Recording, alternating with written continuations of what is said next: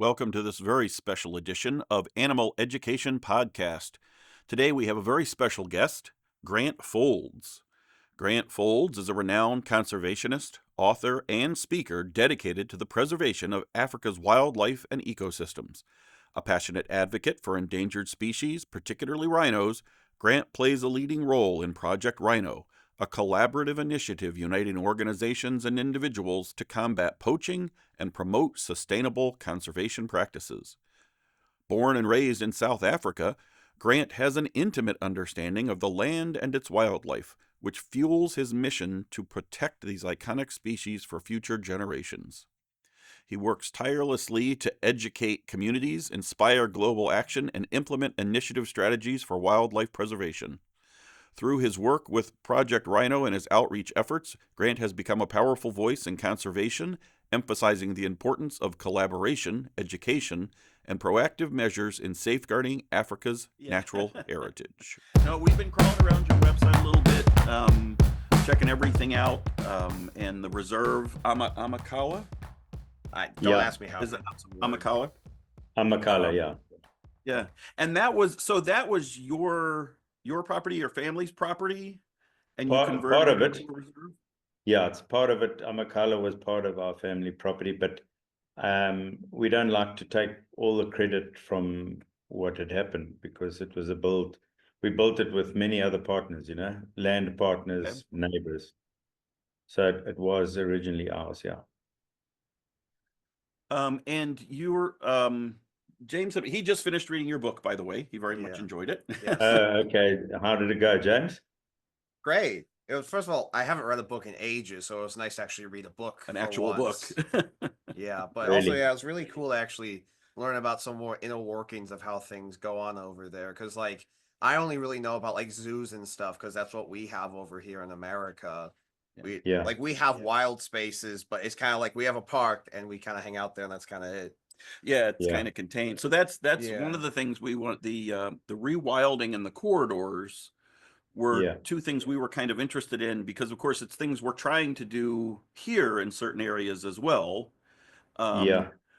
But how when in rewilding and getting the corridors connect those areas there, what are the biggest challenges you guys run? How does it happen, and what are the biggest challenges you run into there when trying to accomplish something like that?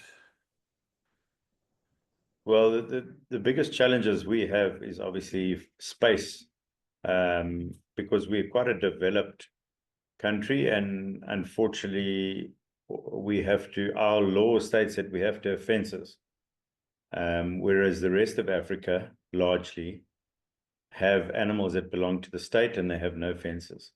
So if we want a TOPS permit, which TOPS stands for Threatened or Protected Species, and that's anything, one of the big five, a giraffe or something that's very endangered, we have to have electrification, security, adequate fencing so that the animal doesn't get out and harm the community and its people, for example. So, that's the reason why we kind of hemmed in, if you like to call it a massive wildlife park. So even Kruger, they say at 2 million hectares, Kruger National Park is a massive wildlife park the size of the UK or bigger than Wales or whatever it is, Right. So, or as big as the state of Delaware, perhaps. I don't even know how Delaware is a small state, but Kruger National Park is 2 million hectares. That is 4.5 million acres, if you call it acres. So effectively corridors are a link, and a corridor can be in a city like New York,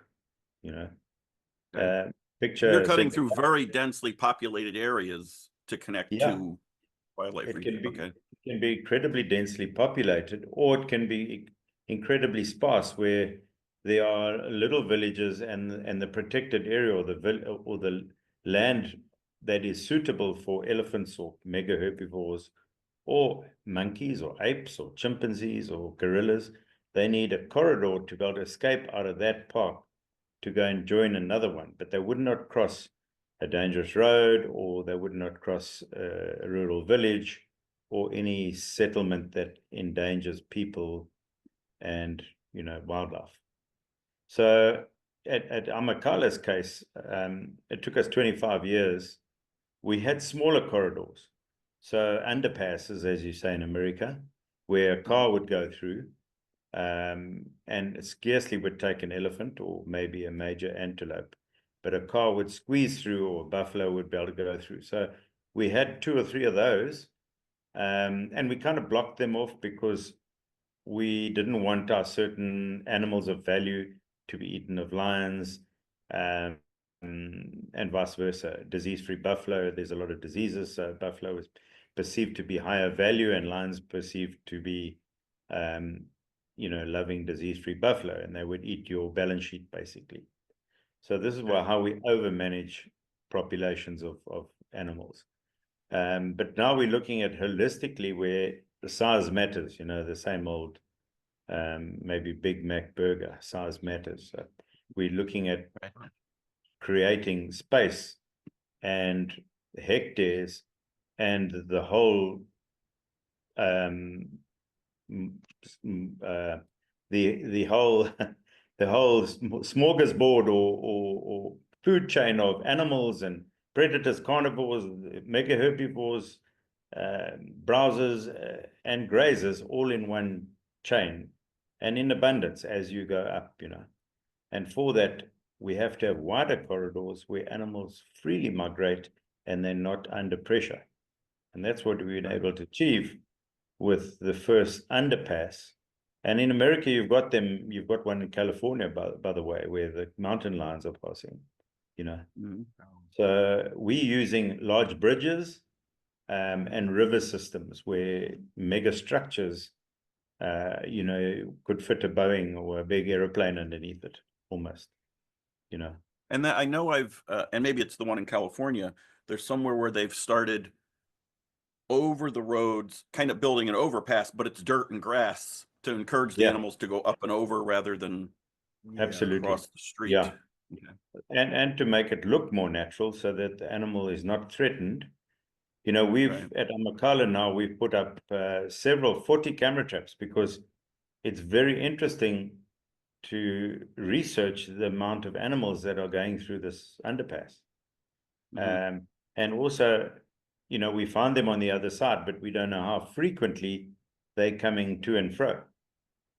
So, you know, the hippopotamus, for example, and the elephant, they were using it very freely, and now the lion and the cheetah and are going underneath these passes very free, you know, freely actually, because they know where they're going, you know, and other predators like hyenas and things like that, you know. So you're getting a good mix, which I'm assuming is good for the ecosystem. You're seeing a good variety of from bottom of the feeding chain to the top of the feeding chain. So you want everything. And the other thing you must remember is that plains game, when I mean plains game, something like a zebra or a red hartebeest or a wildebeest, they're quite territorial. They don't migrate, with the exception of obviously Masai Mara and Serengeti. But in a reserve where they've kind of bred up statically, and they've got a large amount of predators, which we happen to have in ratio for the herds, the predators seem to naturally move the animals around, that they utilize more of the space that they have, and then they live specifically in their small groups. The group in the east does not go and visit the one in the west. They kind of stay in small subgroups, all kept by a dominant male. Invariably, a stallion with a zebra and a dominant male with the impala, or a dominant male with red hartebeest with other submales in it. So it's quite an interesting dynamic between a migration, with springbuck migrated in the history days before fences. Black wildebeest migrated in their hordes. In the Serengeti, blue wildebeest are migrating along with zebras and other things. In southern Sudan now, through Africa parks, we're seeing the migration, they say the largest on earth, 6 million white-eared cob in southern Sudan, in a war-torn area. But luckily, you know, for the first time ever, war-torn countries in Africa have actually helped the animals, because they've been able to survive without being killed by bushmeat, you know. And also migration of the largest mammal migration is in northern Zambia, which are bats, obviously. And, you know, they can fly. At least they're not, Right. they don't need a migratory pattern, you know. Right. And obviously birds have got their own corridor, which is the sky, you know. But terrestrial animals need, vitally important, that they have these underpasses or culverts or drainage lines or valleys or things that make them feel like they're safe, you know. Right. I'm talking too much, huh? No. That's perfect. Yeah. Well, do you have any specific questions about the book or That was migration or reminding anything? me of the all wildlife corridors, because we have a little bit, like Right. you saw some about the pronghorn, right? Yeah. That we've been getting them more pathways because they migrate. Right. So we've been getting some. We're I starting guess to do them. we've had here organizations have been buying up cattle land and converting it into rewilding it and creating corridors. And in our case, they're having to take down the fences because, of course, the Yeah. fences are the pronghorns are getting stuck in the fences and getting Mhm. Yeah. wounded and damaged. So we're having Yeah. kind of the opposite thing. As we scoop up land, we're having to tear down Yeah. fences. You're having to put up the fences. No, don't get me wrong. We're doing exactly the same as what you're doing in Utah and in Colorado. We're breaking the Okay. fences down because we realize that we are restricting animals, partnerships and animals, by putting up more fences and starting to breed them in paddocks like domestic animals. So we're doing Okay. the same thing, but the law states that when you are private farmers or even national parks or provincial parks, you have to Right. have a certificate of adequate enclosure to get a license, same as your license for driving or anything. We have to have a Right. CAE, we call it, to be able to contain the animals, and then you're only allowed to import them. So they need an export permit and an import permit, very strictly controlled, by the way, you know. Right.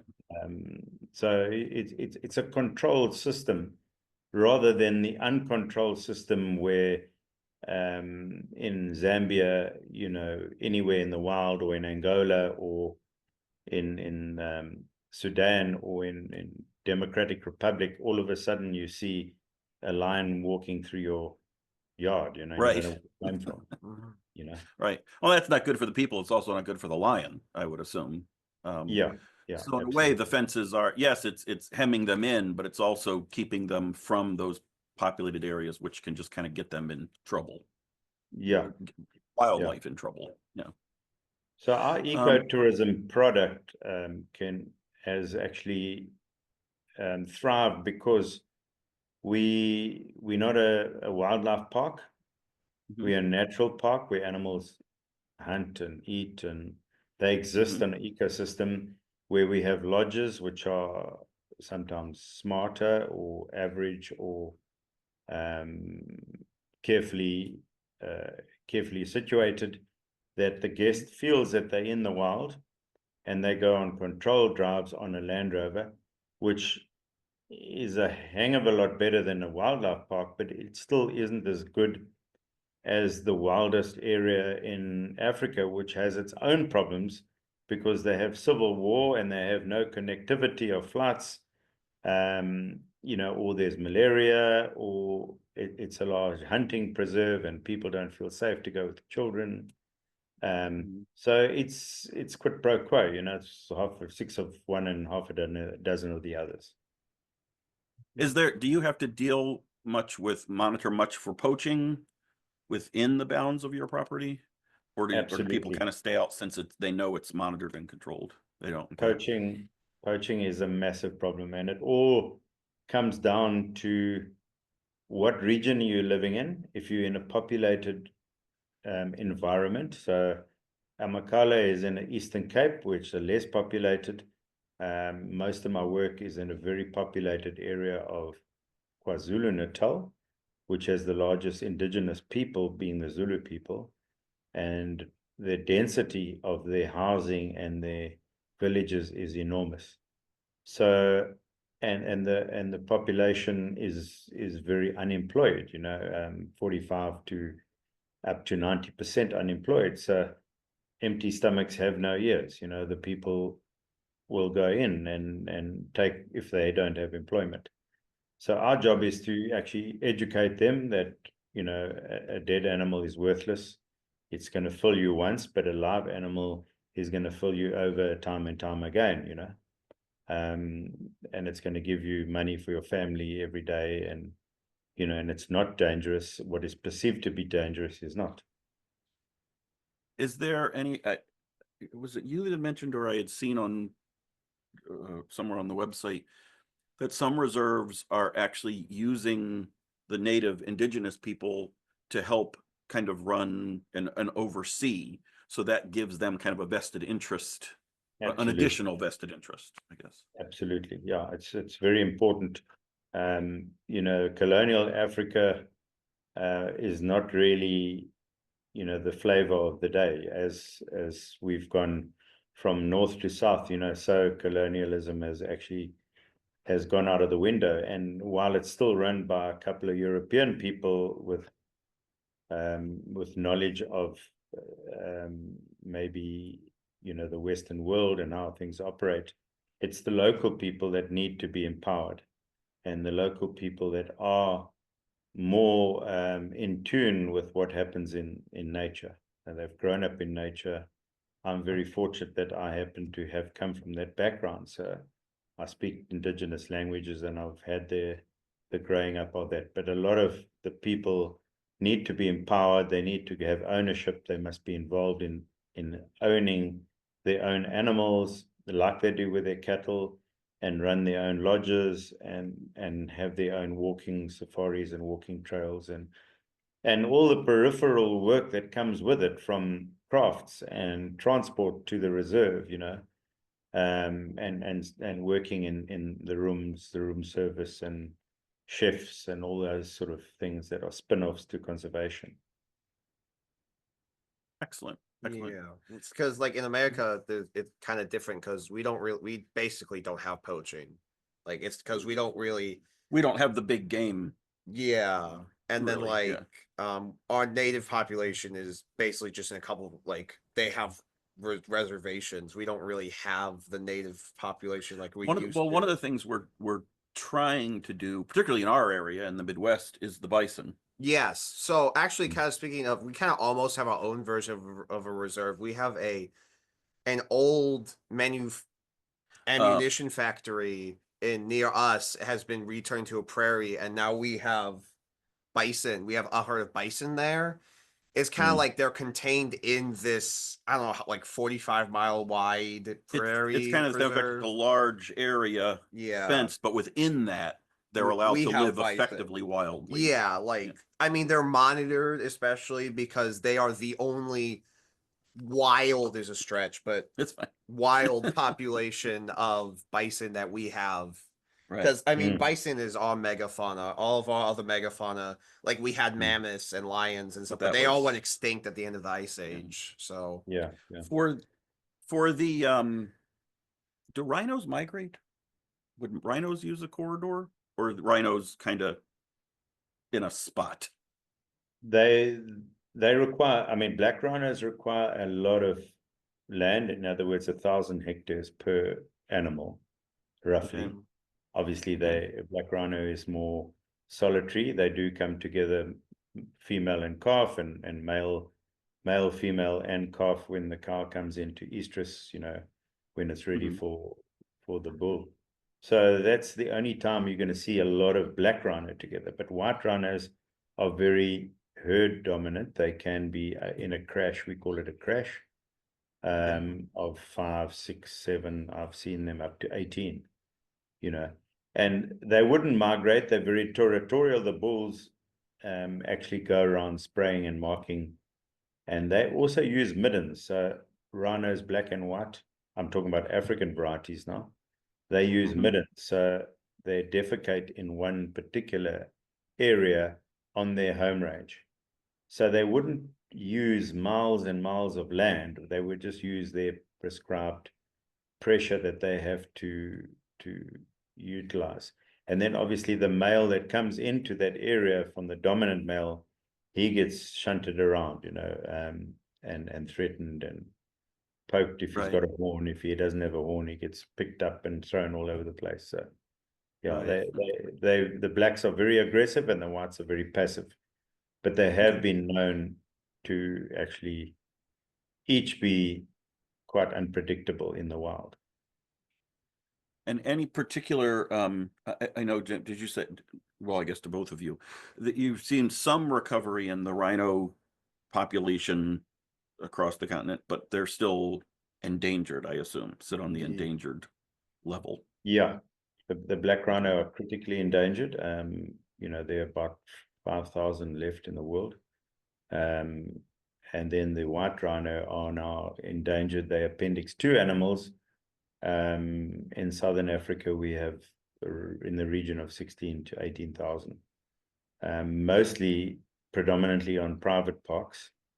And the black rhinos are predominantly on national and government parks. But yeah, those things are, we're trying different methods now of moving the rhinos out of threatened areas where they're being killed, into areas where they can grow at an advanced rate. So in other words, moving them at scale, anything between 10, 20 and 50 animals to a new range, rather than the Noah's Ark type of thing where there's 1 and 2, and time, the race to extinction or de-extinction is so important now that we have to try and breed them at speed, And is the education of local populations helping curtail any of the, I mean, have you seen a decrease in the poaching, or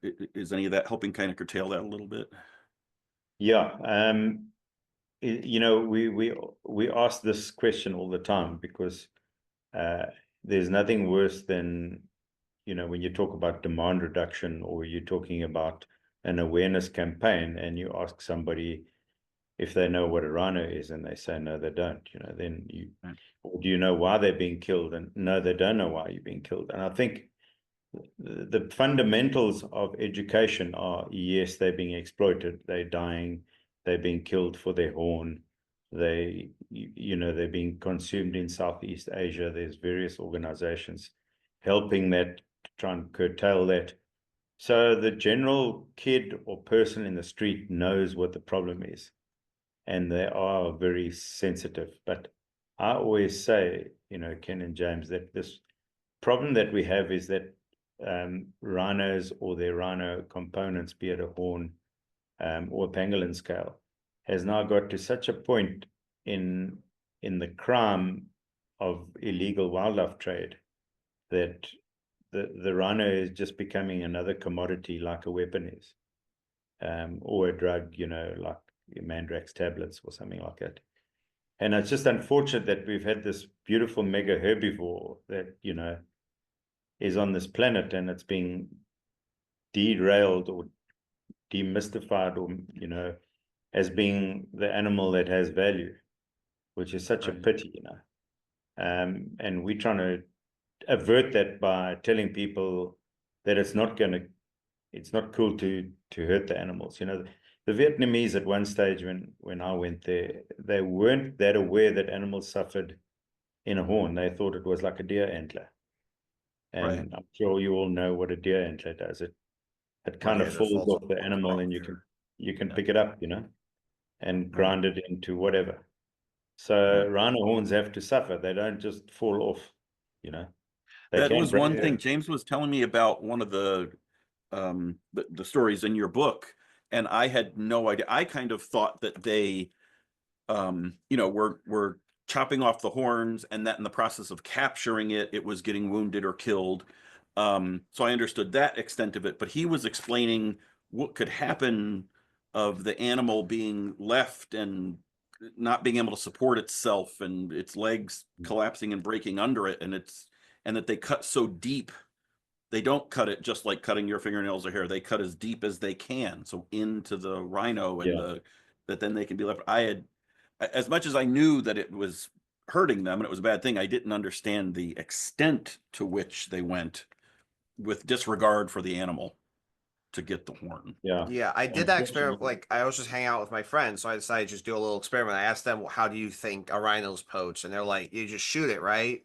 And I was explaining to them, "No, you like shoot it or trank it until it's like just stationary, and then it falls down and can break its legs, and then you cut the horn off. Right. So you kill the baby if it's there, just to get it out of the way, I guess, and things like that." And it's like they had no idea. So yeah. And these are kids we would have assumed did well, but like I didn't know. Yeah, like I thought it was just my generation. I didn't even know. Like I did. worked, yeah, like I've worked at zoos, and like at zoos, we're trying to educate the zoos, Right. AZA zoos, the ones that I work at, Right. I want to work at, the ones that are focused on conservation and breeding and Right. trying to keep the animals that we have as well as possible, Right. even though we're in a different situation. Right. But I still think there's more that we need to learn and teach at the Right. same time, which I realized that like when this was kind of set up, it made me realize that I might be sitting on something very useful, not just because when I started this podcast, I was just like, oh, this will be fun. I have a lot of animal toys. I know about it. I might as well talk about it, right? I can be like, oh, look, this is a buffalo. Right. And this is a bison. They're different. Like, Right. I'm so tired of people calling this a buffalo and all that. But Right. now I'm starting to realize that maybe I can do something with this. So that's my this hope going education forward. portion has really now, especially since he's been in college, Mhm. the education portion has become his focus. Yeah. Absolutely. It has, are the only thing I knew growing up my generation was that those trying to protect the rhinos would chop off the horn to try and prevent the poachers from wanting to kill. But as I understand it, that hasn't even been successful in preventing the death of some of the rhinos. It's definitely been a band-aid on the wound. Okay. But you know, sometimes the wound doesn't heal, you know. So it has curtailed the poaching enormously. So it really has. But what's happened now is that as we get to all the rhinos having been dehorned, there's still a perceived value on horn, and all the rhinos are dehorned. But guess what? They're growing at 1 inch a year. So there's still rhinos hanging around, and they've got smaller horns, but they're getting longer horns. And when they're in the bush, practically, and they're tracking these animals, they don't give a damn really if it's got a 4-inch horn or a 2-inch horn. And they're chopping and they're killing 3 in place of 2 or 1. So as a result, we're getting, well, this is very new, by the way. It was starting to work because the poachers actually just went to another source of horned animals. Now they're actually finding no horned animals, and they're saying, well, we need to, you know, fulfill our demands to the top guys in Vietnam and Asia, or wherever they are, Southeast Asia, and through the middlemen. And we just have to nail anything we can get, because at the end of the day, it's kilograms of contraband. And more animals are suffering as a result. So, you know, that's, I don't say it makes sense, but that's what's actually started to happen now, which we were not aware of 2 or 3 years ago when we started this process. Right. Yeah, and then elephants, I know that some populations are starting to almost de-evolve tusks because like the ones without tusks are surviving because they're not getting poached. Which on one hand is like, oh, the elephants are adapting. That's great. But on the other hand, they had those tusks for a reason. Yeah, they were important. So I know that it's like it's just crazy to see all these different effects of poaching. Yeah, cutting off the rhino's horn is kind of punishing the rhino. Yeah. For the an elephant's de-evolving tusk is almost like the same, just different way. Right. Yeah. Are there any other tactics, methods that you guys beyond the education that are at least having any short-term success in protection other than what we discussed, or anything else that people can do, I guess? Yeah. The other, well, obviously, we've got PSAs, which we call public service announcements. Could be billboards, you know, advertising, campaigns. But then we also, the other stuff that we're working on right now is technology. So, you know, that everybody's been through 3D printing and infusing the horn. The other thing that my brother, being a vet, has been working on is the rhizotope, where they're putting nuclear reactor into the rhino horn, that it can show up in various things. But the experiment was merely to see at this stage, in the first 5 years, whether it would still harm the animal, because we're very aware that it would be beneficial at airport scanners and places, you know, where the nuclear reactor would be able to be activated. But we weren't aware on how it would affect the female or the process of the rhinos in real life, you know, in the wild. So that has gone through. That experiment has happened now, and they are still busy with it, and it's looking pretty good. The other thing is smartwatches. We've got rhinos on smartwatches now, much the same as your Apple smartwatch. Also designed by various people, but one South African who's been very instrumental in working on a device that actually builds up intelligence of each individual animal, sleep patterns, heat processes, and it gives a color code. We have the new technology in drones now, which fly for longer times with night vision equipment. That's also very vital. And then the other stuff that's happening, obviously, is license plate recognition and networks closing in areas where we are able to identify suspect vehicles on intelligent apps and things, you know, where the database is all talking to reserve owners, provincial owners, South African protected services, the stock theft unit. Everybody collaborating and working together is a vital tool in the toolbox. Yeah, I also heard that even technology is useful, but also that sometimes more, I guess, old-fashioned ways are useful. Like I was reading your book about how riding on horses is one of the best way for rangers to operate. Yeah.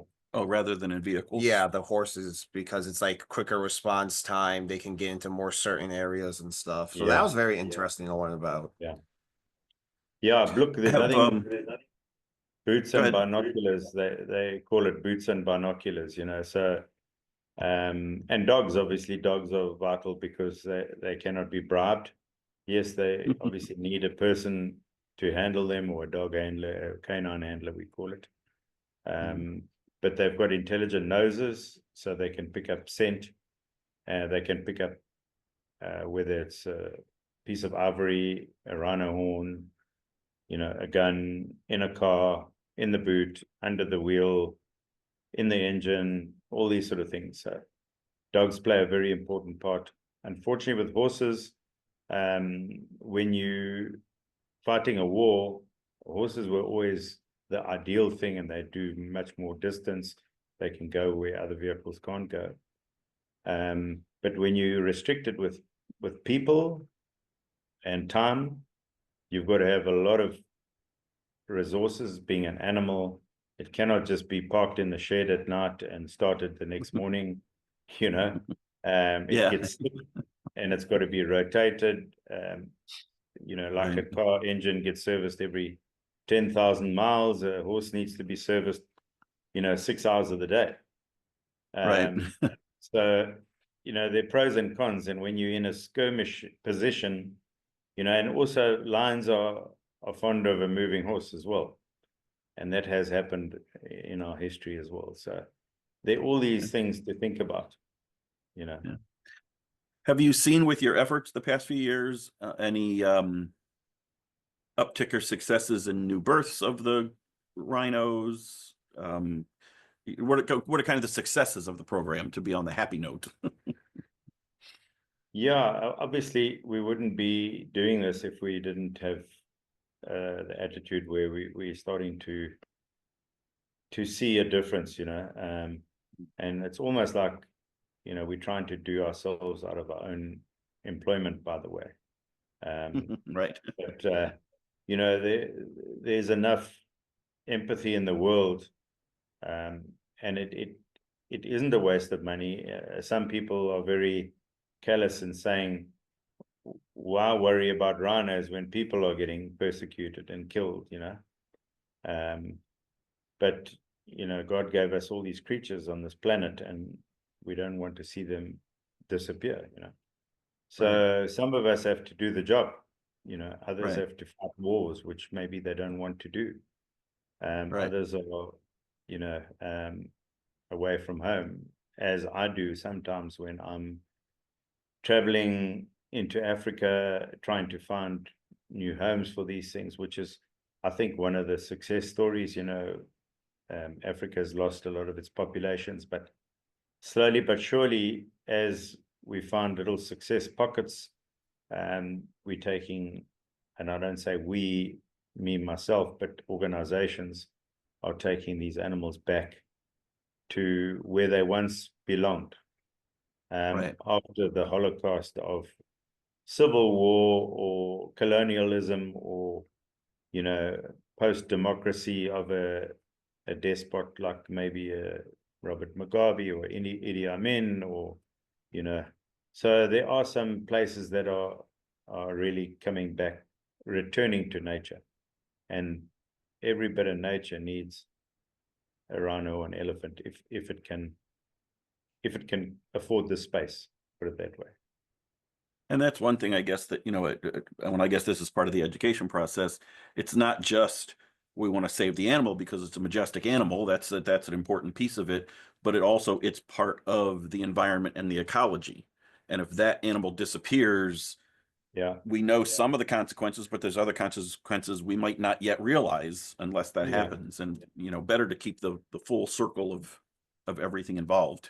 Yeah, we have the story of the wolves in Yellowstone, which is, I mean, it's told over and over again, and now they're starting to be like, was it that big of, there's all the, the little intricacies, but in general, it's like, we took out the wolves and the elk got overpopulated, but now we brought them back, and the elk are in control, and that's causing, like, more animals to come back to where they were pushed out by elk, and there's even, like, if you go down the chain, it's like, the elk were eating too many trees. Yeah, even like the streams are starting to change how they move because of the elk eating plants. Like it's all affecting each other. It's not just. And people don't think about they look at this beautiful animal and they don't think what a tremendous impact it's had on their environment to have it. Yeah, we find, I mean, in the work in the gorillas that I do in the Congo, there's certain plants that, the gorillas eat, defecate, and they regrow much faster. There's plants like the lala palms in Maputo land, where they get eaten by elephants, and they regenerate much faster. And elephants are the pathfinders, to control over bush or too much forest, that ants and other little termites can come in and create work for some of the antelopes that can't get to a browse line, for instance. So each animal has its place in the world, and I think we disrupted that for a while, and now we're starting to see the balance, and also big business is starting to play a role now in carbon credits and biodiversity credits, and they're starting to see it as a sustainable planet rather than one that we're just going to destroy and have no remorse for. Yeah, with my board, I also make games and stories and some of my other stuff. And there's one game I'm working on where like you make teams of hybrid animals. I'm not like just animal hybrids. There's a point to it. And like it's more like a team game and like kind of competing against stuff. And I'm trying to make every animal's parts for these hybrids, quote unquote, be something like unique so people realize, oh, the animals are unique, and then I can use the stories to tell a bit more detail that the games couldn't tell. So the games kind of get them hooked in and kind of show them that even like a little lizard has special things about it, that they might not Yeah. see on the surface. And then as we go into the stories, it can be like, oh, and then it's not as simple as, oh, look, this is my rhino for the video game. I'm gonna go rhino around or Right. whatever. It's like, oh, there's this actual Yeah. creature. Right. And Yeah. so kind of like, and the story of like balancing, like in my lore, it's like in the games of the Fusion Wars, it's that robots with the DNA, but the actual animals are their own thing. Like you Yes. need to kind of realize, like, I feel like a lot in America, the problem is that like we have these set ideas Yes. just because of education and all this stuff. And my goal is to try to be like, yes, we can have these fun games and stuff like that, but I also want to get more. I want to show that things are more complicated. Yeah. Use And the game to gamify the yeah, education. but still showcase the actual science and stuff. So I think that might be a route, especially for my generation, because like we'll play a fun game if it's a fun game, and then if we start learning about it, then maybe that can help Yeah. with the education side of it. Yeah. Yeah, absolutely. Have you found that in the reserve you've reached a good balance of prey, predator, things kind of maintain themselves once you get that control, and as much as you can keep the poachers out? Absolutely, but one has to manage it like you would do a business. If you had a business, for example, you'd have one person making standing at the door, being security, and another one making the tea, and you've got one guy as your lawyer, and then you have a doctor you can call on, and there's the same sort of thing in the wild. There's a couple of lions, and they're eating. If they eat a buffalo, it's a disaster. If they eat a giraffe, it's less of a disaster.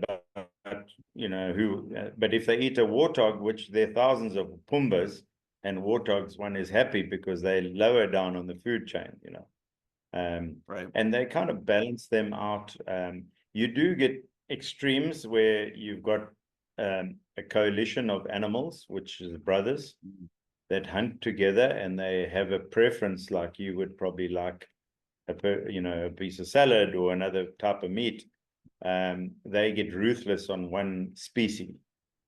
And you start seeing the demise of that, and it comes out on all your sheets, because like any business, we have ecologists that actually measure every single animal that gets reported killed and born and removed, sold, or bought in. So, and then the pasture, or the felt, what we call the felt, and the tree and the browse line, which is all measured on drones, and vegetation mosaics of what is available for eating and what is actually a pest, and what is savanna and what is riverine, and as that increases or diminishes, so you work out your browser, grazer, mega herbivore balance with your carnivore. So it's an exact science, actually, and it has to be managed because you're in a controlled environment. So unfortunately, sometimes predators have to be overmanaged, and we use things like contraceptives for elephants and lions. Not much in cheetah, because cheetah is quite an endangered animal. And leopard, of course, there are a lot of leopard around, but they become very, very skittish or secluded. And we cannot afford to have an animal that does not present itself to those that are coming to visit. Right. Not in a zoo like format, for example, but yeah. Go ahead, buddy. sorry. All right, so for You example, know, like here we have to hunt deer to an extent because we've got rid of all the wolves and stuff. We have to hunt deer. We've to an eliminated the extent. predators, so now we Yeah. have to keep them healthy. So it's kind of like how sometimes you have to do things that you don't think are optimal for the overall betterment of the nature. Yeah. Absolutely. Have you, when you talked about the lions, and you'll get that little coalition, and sometimes you do the contraceptive, is it possible to take a coalition of lions like that and relocate some of them, or does that disrupt? Yeah, unfortunately, that would happen in the wild as well, that would happen because another lion would probably hunt them down and kill them naturally. Now you have a fence system where you've got a coalition of 2 brothers or 3 brothers, and they've got no other natural predators except the other lion on the other side of your preserve. You call it a preserve in America, we call it a reserve. And it's unlikely that the one would fight the other 2 and kill them. They do skirmish each other, but you may then have to intervene and take out one of them. And we're not allowed to euthanize because we are very sympathetic ecotourism product. So euthanizing or selling to a canned hunting or anything like that is not in our vocabulary. It's something that is not even, spoken about. If it goes to another reserve and 3 generations away, it happens to go through some ill-gotten economic means, then we've got no control over it. But because we work with incredible game people, relocators, and the first thing they'll ask on the sheet is, what is the history of your animal? What is the import permit? And here's the export permit. Where's the import permit? And who's doing the relocation? Very, very important that it goes to a good home. Like you would do if you were in love with your dog, if you immigrated out of Chicago to Illinois, or not Illinois, but across to Canada or something, and you didn't want to take your fish with you, you'd give it to a good home. So that's the first important thing. Yeah, for example, zoos around here, like it's very much with AZA zoos, it's a control. We're lucky because with AZA zoos, we have a controlled system where like we send an animal from one AZA accredited facility to another, and we can keep all the animals like kind of more. We can move around things for genetic diversity. We can keep them safe, and we know they're in the set system. But I know it's out there. Obviously, you're saying it's different because I mean we have zoos and then we have the wild. Well, you kind of have this almost middle ground of a preserve kind of thing. I guess that's a good point on genetic diversity. Do you run into any issues within the preserve since you are effectively containing the animals with genetic diversity? Yeah, so we're swapping genetics all the time, like you're doing in the zoos. And I've been to Toronto Zoo. I've just been to Miami Zoo, San Diego, a lot of the zoos across America, and they're extremely well run. And they play a vital, important component in conservation.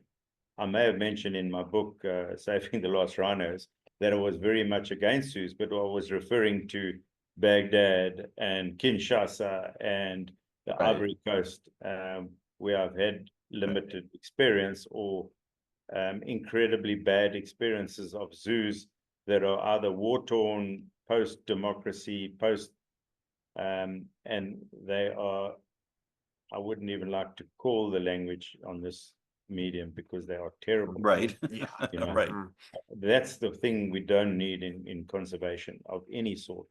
But the actual gene pool and the role that zoos have in the Americas and across the world may even save a species one day. So, but I think those species, as some of them are doing, like the Aspinall Foundation, some people are really doing good work. Back to Africa is another one where they're taking those animals and putting them back into Africa in excess places. The bongo, I know they're doing it in Kenya as well. So they are able. So that's keeping that gene pool fresh in Africa in the reserves and reestablishing, more population of numbers that are declining below the impetus line of the curvature of growth in the wild, put it that way. And it's a slow process. The process of rewilding is slow because it needs a step process. You can't just take a captive bred animal of any sorts and put it straight back into a wild with other predators. And a high tick load or parasite level, it may just succumb. Yeah, first of all, you did mention that there's like that some of our zoos are good, but because the thing is, I guess I heard this from a teacher. There's like conservation zoos, and then there's other zoos, Mhm. which I think that's an important point. Is that we need to start distinguishing. Not every zoo is the same. Not every preserve is the same. Right. Not every company is the same. Like, Right.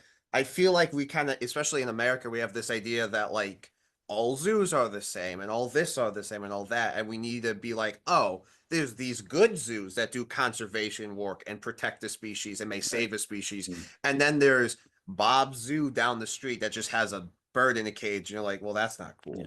I think just So, overall being more discerning, yeah. but also through the education, having the information so that Mhm. we can be more discerning. Yeah. So I think the education in anything, but particularly in this, is a big deal. Because like you said, Mhm. here in America, so many of us are so far removed from it. The only experience most Americans have with any of these animals is they've seen one in a cage, in a zoo, Yeah, where a zookeeper goes in and feeds it twice a day. And that's Yeah. the extent of Yeah. their knowledge, Mhm. you know? well, rather that than nothing at all, you know. Yes. Yeah. Yes. So I Especially guess, the zoos I work at, we're really pushing for education and like Yeah. ambassador animals. Like if an animal's up to it too. Also, there's a lot of with animals in specific. It's yeah, like, are they up for it? Like that's another thing I like about AZA zoos is like it's also kind of funny, especially it's like, all right, coyote, time to go for your train. They don't come out, and you're just kind of like, okay, Yeah. we'll do it Doesn't come tomorrow. out today. It's kind of that's kind of not only is it good for the animals, it's good for education. It's also just kind of this little fun dynamic of like, oh, we'll wait till tomorrow. That actually makes me think of, a hypothetical situation. So there's two rhinos. They've had a calf. Is it called a calf? They had a calf. yeah. Right? Yeah. Okay. And poaching happens to the adults. Would you in that case intervene, or is it Oh, yeah, okay? very I didn't much. know if then bringing it in to interact with humans would defeat the putting it back out, or what kind of happens in that scenario. Yes and no. Interact with humans, we have to, or interact with a surrogate, which can Okay. be another rhino, or sometimes a sheep, or sometimes an elephant baby, depending on what you've got, because they're extremely dependent on a friend or a surrogate mother. Yes, they're Right. getting the milk because you're providing the milk with a bottle, but they're needing extreme care, all times of the night. So we have various orphanages in South Africa. Some of them have got many, and they're very, very well run. Most of them are very well run. The ones that aren't well run obviously fall by the wayside. And yeah, they're extremely important. However, we are trying to steer away from orphanages, but they are necessary to have, unfortunately. And they do cost an enormous amount of money. So they have become almost a commercial center where people need to pay to go and not touch them and maybe feed them, but feed them through a barrier where the human intervention is far less than the animal human TLC, tender loving care. It's got to keep that boundary, and the rewilding process has to be more strict, at a certain level. Because we've had many orphaned animals of various varieties, bushbuck, nyala, black wildebeest have come back, and rhinos have come back and actually killed their masters. Yeah. So wild animal is a wild animal. And it's vitally important to understand that. I know, it's there's a fine line between when they've had enough for you and when they decide to kill you. Right. Yeah, that's the thing at zoos. It's very much like, especially for carnivores and larger animals, there's protected contact. And that's another thing.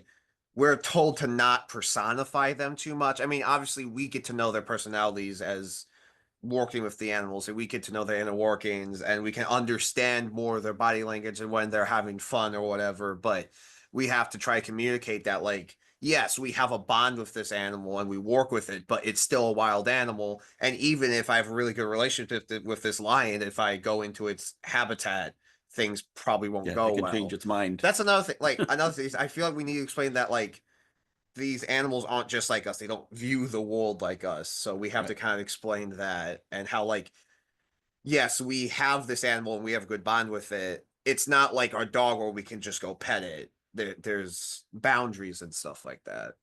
Well, and I try and encourage people around here. The only opportunity to get up and close to really experience these animals is like a behind the scenes at the zoo. But to be able to go to somewhere like where you are, to go to a preserve and actually see the animals in their natural habitat. And I provide the example of I've gone for years since I was little and seen lions at the zoo and thought, oh, they're really big. But he took me to a behind the scenes where we stood 4 feet from a lion. It was an older lion, so it was getting some food or something. So we were Yeah. able to sit and observe that. But standing 4 feet from it, I never realized how large and impressive these animals are because I'd never been that close to one to say that its paw was this big, Mhm. Yeah. that had never struck me. And I think that that's important for people to realize it's not just a big cuddly stuffed animal. Yeah. It's a majestic beast. And I could say Yeah. even at my age that impacted me. Yeah, look, I mean, touch, feel, impact, dart, work, lift. If you lifted a buffalo, I mean, when eland, for example, eland is the largest antelope in Africa, I think. Right. Yeah, it takes 12 grown men, to lift or slide, not even to lift, just slide, because we dart them and then we use the apron with handles on it and roll them over and then lift them literally 2 inches off the ground and slide them onto a trailer and then a conveyor which pulls them into a trailer, and that's how we Right. relocate small amounts. But the bigger animals or the herd animals get herded in funnels with a helicopter, Right. which is Right. also And that's gotta be which is harder very because, like interesting. in zoos, it's like we can train the animal to go into a certain spot. If Right. it's small enough, maybe we can teach it to go into a certain carrier, or maybe we can bring it back into like its sleep area, and then we can dot it, and then we can pick it up. But you guys, you might have to get one out of the bush, like so. It's very different. Yeah, yeah. I think that's another Everything is good done by demonstration of the. Oh, go ahead. Go ahead. no, everything is done by helicopter in Africa. Without a helicopter, you're done. You cannot operate, I was unfortunately. thinking for the intelligence of the animals again. A lot of people just think of them as, oh, they're just a beast. They eat, they sleep. That's what they do. They reproduce. Yeah, But to see the understanding of them and some of the animals, particularly the ones that are maybe have been wounded to the point that they can't be put back out in the wild.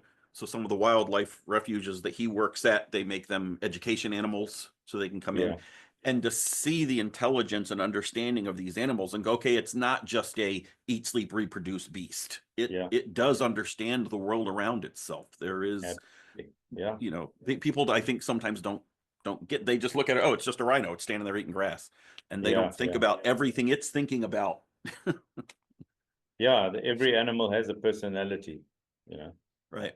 some are Yeah. they're like us. They're all different. Some of them are angry, some are passive, some are formed habits, some bad habits, some good habits, some tame habits, some aggressive.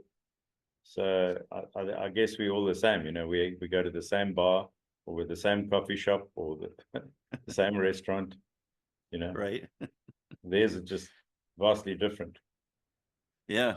Well, and that they get to know their neighborhood, Yeah, where the predators kind of hang out and sleep, and yeah, where yeah, everybody is, who everybody is, that Yeah, kind for of thing. example, at a wildlife rescue that I volunteer at sometimes, they have a sandhill crane. Its partner sadly passed away, Yeah. but this male, he only allows women to work in his enclosure. Yeah. If a guy goes in, he Doesn't gets like all the men. riled up. So like obviously there's just uniqueness. Like obviously there's something going Yeah, on there. It's something like happened. Yeah. yeah. Yeah. yeah. It's So very true that happens. Yeah. you have any other questions about Rhino? I don't want to keep him too long because we've got him. I know it's coming up on the evening dinner time at his place, but any other questions about the rhinos or thoughts or anything? I know if we want to, support the program, obviously I would love to get him out there sometime to actually go visit and see it. And the Galapagos is coming up this year, but maybe in a future year. Yeah, that's lucky. I get to go with my school. They set up and everything. Yeah, so a bit of a guided tour out to the Galapagos and see everything. Yeah. And of course, if you're ever in the Chicago area again, we'd love to meet you in person. Take you out and pick your brain a little bit. That would be awesome. I'll definitely do that. I'd love to meet you. And I have a couple of people in Chicago, but I landed there in end of October to get to Philadelphia. I was doing a talk in Philadelphia. Yeah. So it was the connection via Dubai, I think. So yeah. Chicago is kind of the hub. We're the air, land, water hub, kind of. In the middle of the country. But if I know people, if I know people like you, and there's a gig at a zoo or an evening talk with books or anything like that, I'm happy to do it if you kind of put it together, Absolutely. Yeah, and we will we'll be getting this out to our followers and promote it up a little bit, because like I said, this is his big. He's going to for a degree in biology with a side track in zoology. So this is his big thing: animal education and just teaching people. Day job working at an AZA zoo, taking care of animals. Night job producing videos and games and books about animal education. Yeah, to kind of spread the word. Yeah. So if you need any other footage of cutaways or animals or anything like that while we're talking, I mean, my face is a bit boring. Actually, if you have anything, I can pull stuff off the website, but if you have anything that you can send over, that would be great. So that we can add in, particularly on the particularly on the preserve, and some of the programs that you run there. That would be great, to kind of share out a little bit. So and if you try and send them and the files are too big, I can give you ways to send us more files so we can on email kind of work out if something won't come through. You can't do a WhatsApp because it's too low, eh? You want to high res. We don't typically use WhatsApp, so I went into WhatsApp, loaded it back up with my account, and I used one of your phone numbers that said it was active and tried to send a message, and I immediately got "You've been temporarily kicked off WhatsApp because you're spamming." So I must have typed your number wrong or something. I don't worry. It went to somebody else. No, it's fine. I know that you use we can use WeTransfer or something like that, Yeah, I've got some links there, so I could send you WeTransfer, or I've got services here of a link I can send you that you can upload anything. I'm the animal guy. He's the tech guy. Yeah. He has no idea what I'm talking about. I have no idea what he's talking about. Yes. Look, I'm not good at tech. If you give me a Dropbox, I freeze. Yes. But Okay. if you give me WeTransfer or even a Google Drive. Google Drive. That would be we'll use that one if we need to. Yeah, that would be perfect. Those are complicated for me as well, because my Google is normally so overloaded with shit. I cannot put another thing on it, not even another email. Right. So, and don't ask me for a password because I'm anti-passwords. Right. Yeah.